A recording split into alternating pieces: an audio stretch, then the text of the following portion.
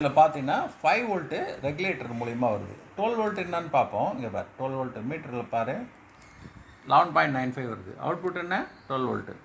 இதே அவுட்புட்டு தான் எங்கே வருதுன்னு பார்த்தீங்கன்னா எங்கே வருது எதுக்கு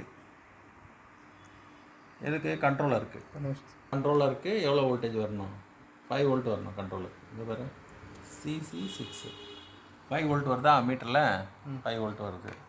அடுத்தது கிறிஸ்டலுடைய ஆசிலேட்டர் வேலை செய்யுதான்னு பார்ப்போம். கிறிஸ்டலுடைய ஆசிலேட்டரில் வோல்டேஜ் மட்டும் ஜஸ்ட்டு செக் பண்ணுறேன்.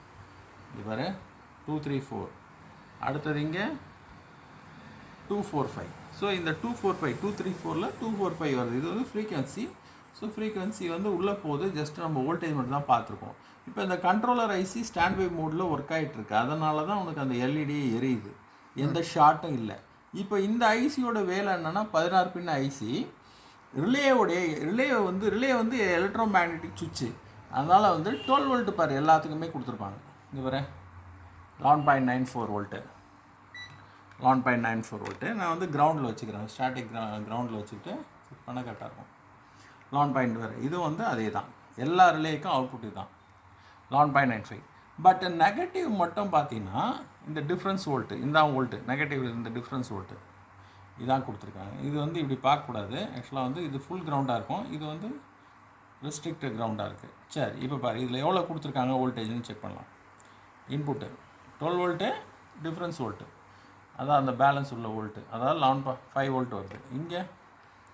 இங்கே வந்து ஃபுல் கிரவுண்டு, அதாவது வந்து 11.37 வோல்ட்டு கொடுத்துருக்காங்க. இது இந்த ரிலேயை வந்து தேவையான அளவுக்கு இந்த ஐசி ஆன் பண்ணி விடுது. ஏன்னா ஒரு பக்கம் 12 வோல்ட் வந்துடுது, இன்னொரு பக்கம் வந்து லோ வோல்டேஜ் வரும். அந்த டிஃப்ரென்ஸ் வோல்டேஜ் தான் பொட்டான்ஷியல். இது ரன் ஆகும். ரன் ஆனோடனே நமக்கு ஏசியோட வோல்டேஜ் வரும்.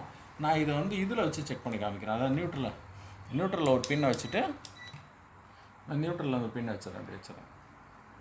இதை வச்சுட்டு பாரு இன்புட் வோல்டேஜ் மீட்டரில் பாரு 207 வோல்ட்டு.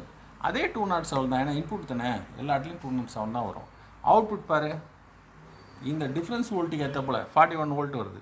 இதில் எவ்வளோ வோல்ட் வருது 53 வோல்ட் வருது.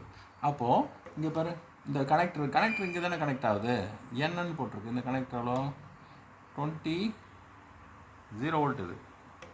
இது 41 வோல்ட்டு. இந்த 41 வோல்ட்டு அதான் இந்த டிஃப்ரென்ஸ் வோல்ட் வருது. அதே போல் இந்த கார்னரில் உள்ள 3 ரிலேயோட வோல்டேஜும் இங்கே பாரு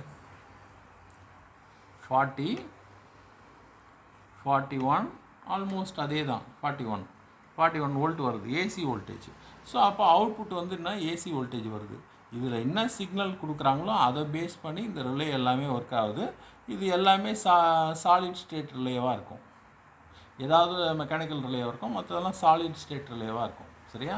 இதுதான் வந்து இதோடைய அவுட்புட். இந்த அவுட்புட்டில் என்னென்ன வருது front fan, C fan, R heater, அதாவது defrost heater, defrost plate heater, இதெல்லாம் வந்து யூஸ் பண்ணியிருக்காங்க. இதுதான் இந்த கனெக்டர். புரியுதா? ஸோ இந்த கனெக்டருடைய அவுட்புட்டு இதுதான் இதோடைய இது. இப்போ எதாவது ஃபால்ட்டுன்னா நம்ம இந்த ரிலே செக் பண்ணணும், மொத்தமாக ஃபால்ட்டுன்னா இந்த ஐசியை செக் பண்ணணும். புரியுதா? Right, okay.